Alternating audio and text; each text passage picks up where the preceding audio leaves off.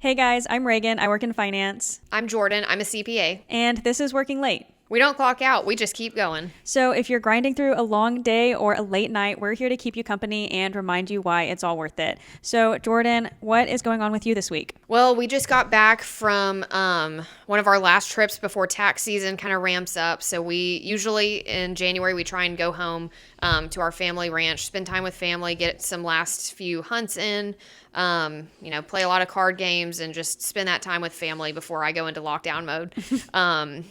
So yeah, and it's like quite a ways away from us, so lots of time in the car too. But glad to be back and ready to get refocused. So what about you? So I have my next marathon coming up in a few weeks, so I'm in the thick of training for that. Nice. Fun fact, I love running, and this will be my 5th marathon, so very excited for it.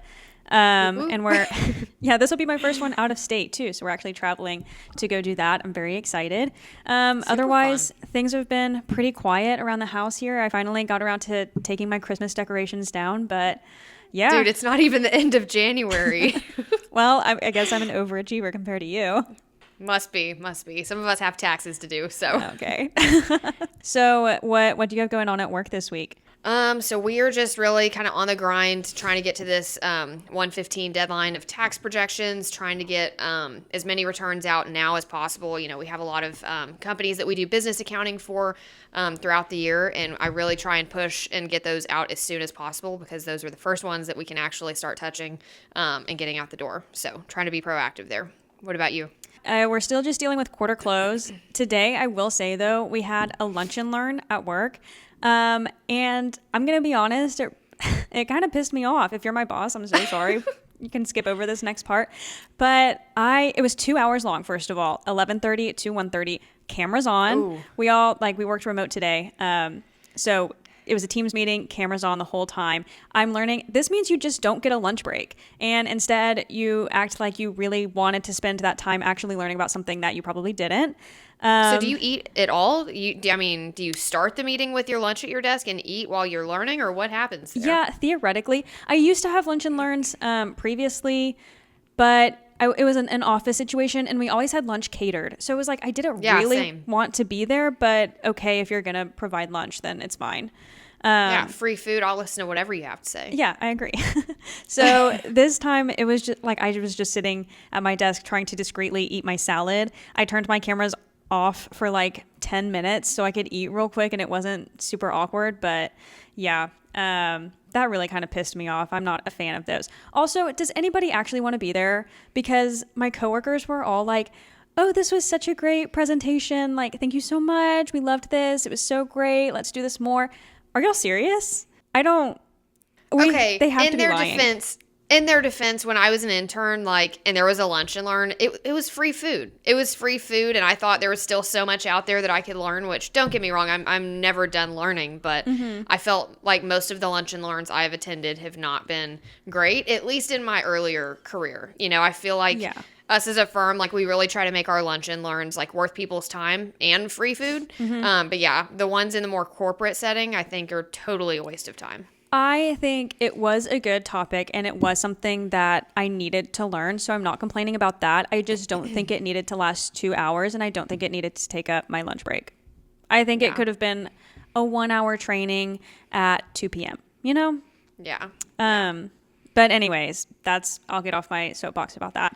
I also met with my boss for the first time today I didn't meet with my boss for the first time today, but for the first time today, we did a check-in on how it's going, how I'm doing at the job, because like I said, I'm relatively new.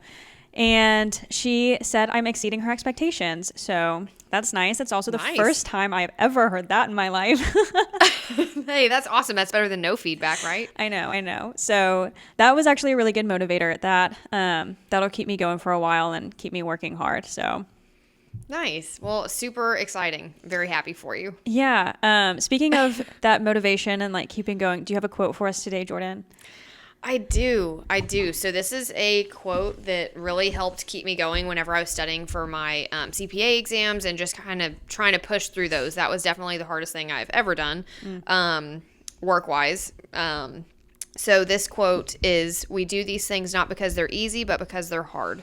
While I was taking those exams, I literally had that written on a Post-it and had it taped to my monitor so I could see it every day and remember, like, hey, if it was easy, everyone would do it. So keep that in mind whenever you're in the thick of it and maybe not having the best time, but it will be worth it in the end. That's true. Speaking of doing things not because they're easy, but because they're hard, in the last episode, if you listen to it, we said we were going to talk about our New Year's resolutions today. And like I said, I am huge on New Year's resolutions. This is my favorite time of year. I love them so much. I'm a very goal-oriented person. So if I don't have a goal that I'm working towards, like, I feel like I'm doing nothing with my life. So, Jordan, do you want to... Hence this podcast. Yeah, hence the podcast. So do you want to start with yours? Yeah, for sure. I don't know about y'all, but I really struggle extremely hard with laundry. It is like my least favorite chore. I just absolutely hate it, dread it, avoid it at all costs. So I have, at this point, gotten caught up on all of my laundry. Nice. I'm very proud. So my number one New Year's resolution goal is to put laundry up after every wash. Okay. So I'm not allowed to wash another load until I put up what I've done so far. Okay. So, yeah, I know that's ambitious, but it is my top goal. My next one is I have this kind of current events for like income tax podcast that I listen to. And so my goal is to be listening to those once a week, just to kind of stay up with the times, you know, not listening to music, not watching a show on my way to work, like whatever it may be. Like I need to be getting refocused and using my drive time to better myself and, you know, get refocused. So that's number 2. Number 3, whenever tax season hits, it's usually really hard for me there in the later months to keep up with my workout routine. So I would really love it if I could stick with my goal of keeping up with working out. So lifting 3 times a week and doing yoga twice a week. So 5 days a week, you know, moving, doing something on top of maintaining my steps. So that's a big one, and I'm talking about January through April, like not letting up. So do you normally do that like in the morning before you start your work day or after? Before I was pregnant, yes. The morning is definitely the easiest time for me.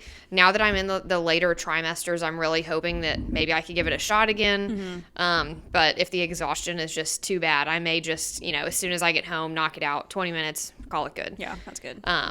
Yeah.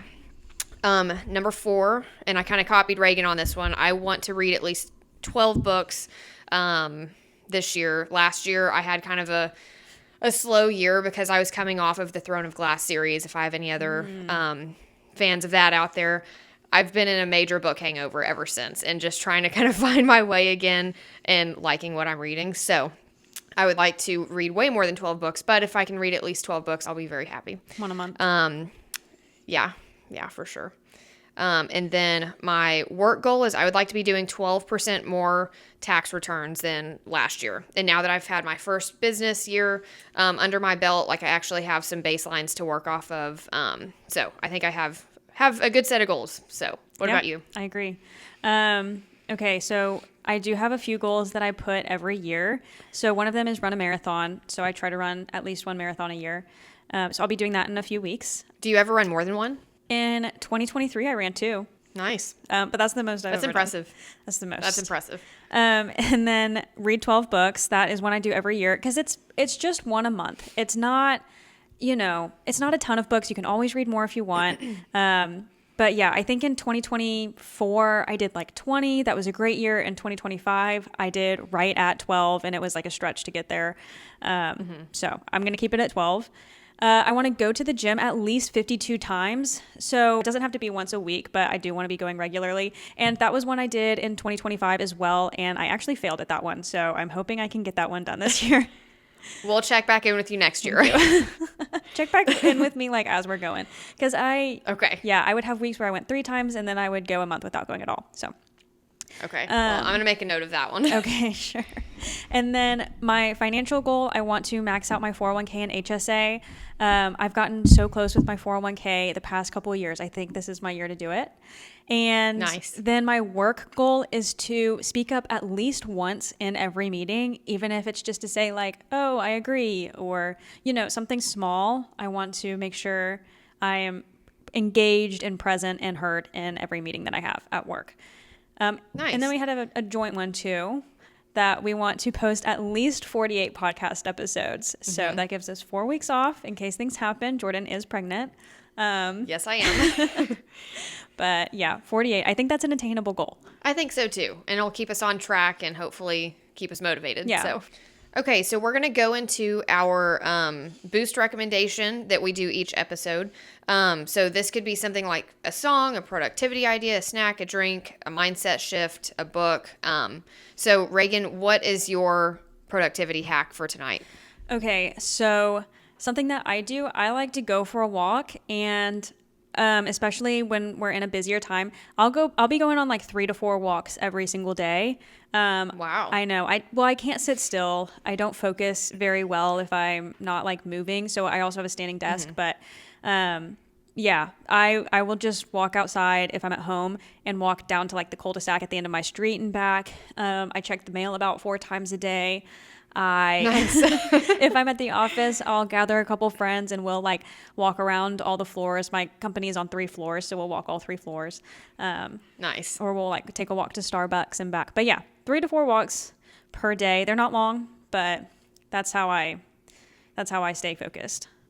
Nice. Yeah, I feel that. I don't always get to go outside and walk, but I do have a walking pad at my desk, and so it's always nice to kind of move. I get super jittery, and it's nice to be able to kind of readjust and be able to walk and continue to work. Yeah. Okay, so my kind of zone in thing that I do, and during tax season, I literally do it religiously every single night. So I go to work, I get home after work, I eat dinner, and then I immediately get back to it.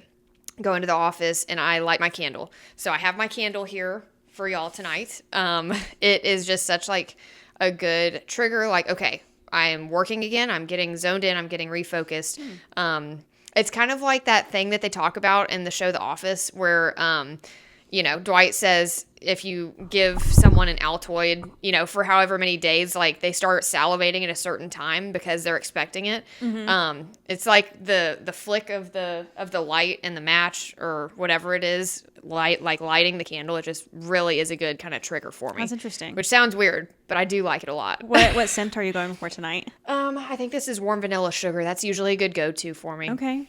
You go Bath and Body Works or like, what are those like whatever's crackly free. ones? Whatever's free. I do. Yeah, whatever's free. Honestly, I'm going off of a lot of candles that my mom had that she just wanted to get rid of because she had too much stored up. I don't know the last time I bought a candle. So nice. Usually they're just gifted to me and I love them. But I do like the ones with the straight wicks that are wood. Yes. That are crackly like wick. the ones you're talking about. Those are the so nice good. ones. Those are so good. Those are really cool.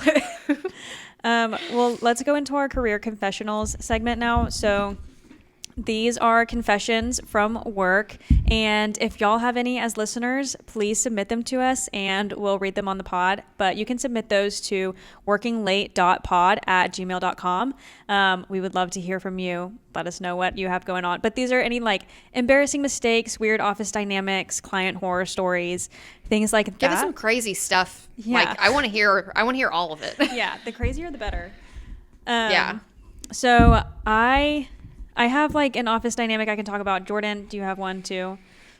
Oh yeah, for sure. Okay, I'll go first because I think yours Okay. is funny. So in my lunch and learn today, that like really triggered me. I noticed I have a couple coworkers who insist on speaking in like the most corporate terms possible. So they'll be saying something really simple, but they'll make it so convoluted in order to use all the buzzwords. So today, this guy, he was really pissing me off. He was giving the presentation and he kept talking about the EBITDA add backs. I don't know what that means. I don't know if any of us, I don't know if that's a term. I know what EBITDA is.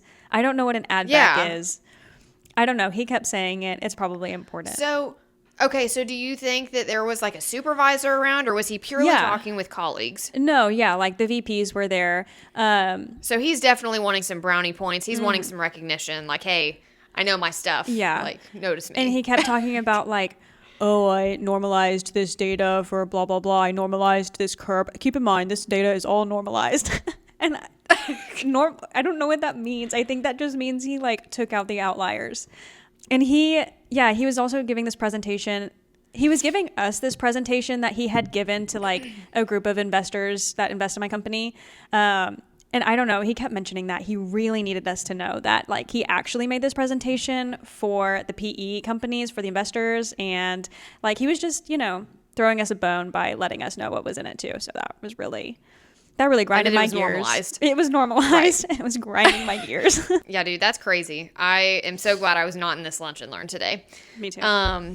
Okay, so my kind of weird office dynamic. So when I came into this office a year ago, I really tried to, get fresh stuff, get some new like organizational tools. Like I really wanted like the office to know like, hey, I'm here. I want to make it better. I want to make this a great place for everyone. So I also did like a kitchen refresh. So I got like a drawer organizer for the utensils. I got, new utensils. It's not like they were super expensive or anything. They were just new. They were modern looking.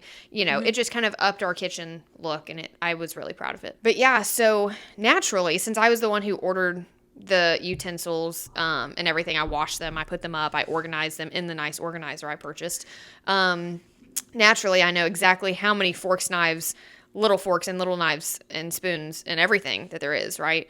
There's 4 of everything, which is a pretty solid round number for an office of 4 at the time. I thought that was plenty. Well, I hadn't even hired an additional person to bring our office to 5 yet, and forks started going missing. And I'm not diagnosed OCD, but that is what grinded my gears. I'm like, okay, guys, like, how old are we? Are we stealing the forks? Are we using them and leaving used, dirty forks in our drawers? In our offices? Are we not afraid of bugs? Like, what's happening? Can someone just please tell me, like, where the hell these forks are? Like, and I know there is, like, 1 big fork and 1 little fork missing. Everything else is accounted for in there. The steak knives, like, literally everything else. So, I don't know what's going on. And at this point, like, I've sent out messages. Really? I have sent out messages in the Teams group, like, hey, guys, the pest control people only come so often. Like, if you use a fork, please make sure and wash them and put them back. Like, please don't be leaving used, dirty forks laying around. Like, we want to keep our office clean. We're proud of it. Let's take care of it. And they have not shown up. I will say I kind of did a walk around the office. This was a while back, and I did find one of the dirty forks. But since then, again, there are still 2 missing. Where did you find the dirty fork? Oh, no. It was like, okay. You don't have to say if you don't want to. I'm not going to say. I'm not going to say. But it was gross. I did take it and I did wash it and return it to the fork drawer. But now there are still two missing forks. So at this point, I'm wondering if maybe they accidentally got thrown away. Maybe an ex-employee accidentally took it with their stuff. I have no clue. Maybe it wasn't an accident because she knew it would grind your gears if she stole a fork. Maybe. And if she is that motivated to upset me, I'll just order some more. So yeah, at a certain point, I've got to let it go. But anyone else out there super OCD and count the forks? I mean, you're an accountant. It's my job, it's to be expected. It's my job. The beans are not all there. So one time I used to work out at this gym, and it was like a pretty tight-knit community at the gym. And I was doing lunges one day. Someone had told me, someone was giving us the workout, and they told us to do X amount of lunges. This lady working there, she was also a partner at an accounting firm. And at one point she was like, you did 27 lunges. You're supposed to do 30. And I was like, she called you out? Well, she was counting my lunges. I wasn't even counting them, obviously. I just called it good. And she's like, well, I'm an accountant. I count everything. So Dang. You're not alone. Dude. Wow. Well, I don't want to be compared to the weirdo at the gym. No. I'm just saying. No, she's not a weirdo. She was a very successful lady, honestly. She's a role model. Good for her. I'm not going to lie. Whenever I have to count all the way to 30 for a workout or an exercise, I lose count. I can't focus that long. We use calculators for a reason. We want to make sure we get people's finances correct and the numbers tie. And yeah. I lose focus. I'm sitting here. I'd rather them set a timer on me than make me count to 12 reps for my Arnold presses. I'm like, come on, guys. Okay. So you'll count to 4 for the forks. Just. Yeah. It's under 10. It's quick. I haven't lost focus at that point. But God, do I know they're not there. Yeah. Good luck with that. I hope you find them soon. Yeah, I think they've been thrown away, but I'll let you know if they turn up. We can go to our hot takes now. So these are just like hot takes that we have about work, careers, lifestyles, etc. Okay, so I brought a work hot take with me today. I've been meaning to talk about this for a while, honestly, but my take is that you have to be a millionaire to eat out for lunch every day. I personally have never felt like I can afford that, so I'm a big bring my lunch to work type of person. I eat at home every day. If I'm working from home, I don't eat out for lunch. That feels like a luxury to me. So, and I definitely, at my last office, there was definitely half the office who was eating out for lunch every day. The other half of us weren't. And I feel like it was a big, internal debate. So what do you think, Jordan? So being the person who spends 2 hours driving in the car every day, just about, to be honest, I'm not a millionaire or anywhere near close a millionaire. And I eat out quite a bit. We just spend so much time in the car, but our house is so affordable. I feel like we can kind of indulge a little bit more. Okay, that's fair. We bought That's our house in 2020 and got a stupid low interest rate. So I feel like, we're saving so much in that area. We're able to save a little bit of time instead of meal prepping, spending that money and eating out just to save that time. But I will say I'm a huge leftovers girl. If we cook the night before, I am absolutely not going to let that food waste. I don't want to spend time going and driving to a fast food place to get my food. I really don't. But if that's what I have to do because I didn't cook the night before because I was too tired, whatever. I'm not having to cook it or prepare it. I'll take it. Okay, so yeah, I was going to say you would rather get back in your car at lunch and go pick up food? No.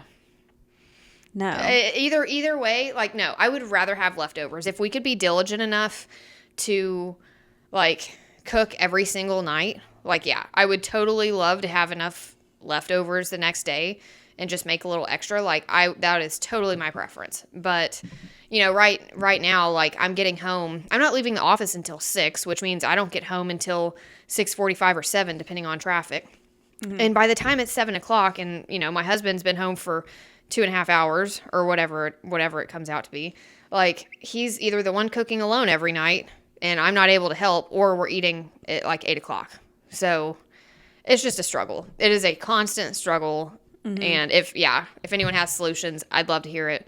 We've tried meal prep services before, and that's really great, but you kind of get tired of the same things. And a lot of them are too expensive. It's literally cheaper to eat out. I think figuring out what you're going to eat all the time is so difficult. Nobody ever talks about that part of being an adult. I think breakfast is the hardest meal. I'm 26. I have no idea what to eat for breakfast every day. Yeah.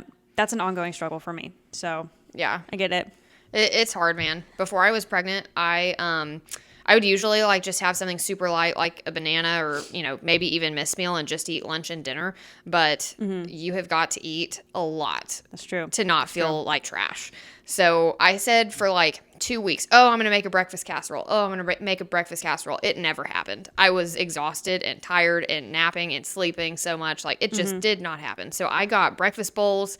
I got breakfast sandwiches just to have something. I know it's not the best thing to be eating, but it's still better than nothing. So yeah, well, I've always been on the camp of I want to make sure my lunch costs $3 or less every day, and my breakfast should cost $3 or less every day. I'll spend a little bit more on dinner. But no, I'm getting to a point where breakfast is so difficult. It's always been such a struggle for me. I'm about to start spending $10 a day on breakfast just to because normally my routine is get up, struggle to eat something, and then starve until lunch. Mm-hmm. I feel at this point I'm tired of just starving until lunch though. Yeah. I would make that happen too, and I would just starve, or I would eat a small snack. But dude, it is not an option whenever you're pregnant. So you better get that figured out. So now we're going to go to our listener corner. So if you want any advice from us, or if you're literally working late or just have a long day and you want to hear from us, you want some motivation or anything, go ahead and email us. Again, that's workinglate.pod@gmail.com. So for now, we have a couple that have been sent in just by our friends that we're going to talk through. But yeah, Jordan, do you want to start with that? Yeah, so I have this friend. I think we've talked about Ryan before. He will be a recurring character. Wow, episode 2, and he's been mentioned twice, I think. Yeah. Anyway, so he is, and just a reminder, so I worked with him whenever I interned during college for 2 summers. This guy is like the class clown. He can make anything funny. So, and he always seems to really hit it off with the interns. Like, I think they just like vibe with him. Like, he's just cool. Okay. He knows a lot and he's funny. Like, he's just the guy that you kind of gravitate towards as an intern because you don't know any better. And like, he's great. But anyway, so he had an intern this past summer and he just had not been kicked down by life yet. And he thought that he was going to like get his CPA license and immediately be making like over $200,000. Like just I hope he does. Straight out the gate. Yeah. If he does, I would love to hear from him and know who he is now working for. But yeah, I thought he'd be making 200,000+, would buy a lake house and a boat shortly after with his best friend. Like, they were just going to be living the life, right? The question to everyone is, like, if you had an incredibly naive intern who just didn't know any better, would you help them come to reality and burst their bubble? Or would you troll them and egg them on for their false sense of reality? Ryan chose to troll. He did not want to burst this guy's bubble. He like literally was like, "Oh yeah, man, you should totally do it. You know, you need to start looking into this. Like, let me know what you find." And you know, oh well, if you're gonna get a boat, you know, you really need a truck for that. And this guy drives like a Subaru or a sedan or like something that can absolutely not buy or pull a boat. And so yeah, he just kept egging him on. And then finally, this guy just, after researching one thing after another, he was like, "Oh my gosh, this is all so expensive. Like what?" Like just completely shocked. I don't know when he's gonna get his actual reality check, but I wish that we could really follow this guy more than we're able to. I'm gonna be honest. I love people like that. That's why he's so funny, dude. I knew this young man. He was in law school, and I remember him talking when he was in law school about how he was going to graduate. He was also going to buy a boat. He was going to buy a Ford Raptor. Nice, And classic. he was going to buy a house, all like immediately. And I remember thinking, like, okay. Yeah, that sounds like that's a great plan. Do I think that's going to happen? No. But have you checked back in with him? Oh yeah, no, he hasn't done that. He bought a house recently. Nice. None of the other things though. He gave up on the Ford Raptor and the boat, unfortunately, for now. Just a pause. I think. Yeah, just a pause. I've heard lawyers either if you go into like big law, then yeah, you do make tons of money right out the gate, like $200K plus. So he could have done that. He did not choose that route. I think if you don't choose that route, though, you're making like, I don't know, 80 to 100 grand, at least in the city where I live. So he's more in that camp, unfortunately, on that salary. You can't quite go for the Raptor and the boat and the house all at once. But yeah, you got to prioritize. But hey, a man can dream. Up to it. Yeah. For sure. I love it when people are like that. I think it's fun. Yeah. I'm not the person I'm not the person to strike them down and burst their bubble. What about you? I think I'm more on the negative side. I'm more on the negative side. But like, I also don't know, like, if I wasn't close with them and didn't know them super well, like, yeah, I'm not going to go and just like be ugly and like say, "Oh, you're dreaming, kid, like move on." Like, no, I may just watch from afar and observe. Yeah. That's just fun. speculate. Yeah. Okay, I'll do one more. So this one is from a friend of mine who I used to work with. She said, "I have a manager who doesn't want to delegate anything. She's a new manager and I'm her first direct report ever. So she's definitely still learning how to manage. But yeah, she basically just does all the work for our team. Occasionally she'll ask me to handle something that comes inbound, but usually she handles everything. And then she'll just tell me I'm doing a great job. It's great because I don't have much to do and she still thinks I'm doing well, but it isn't great because I'm not really learning how to do the job. And if she leaves, I have no idea what we'll do." Dang, that's rough.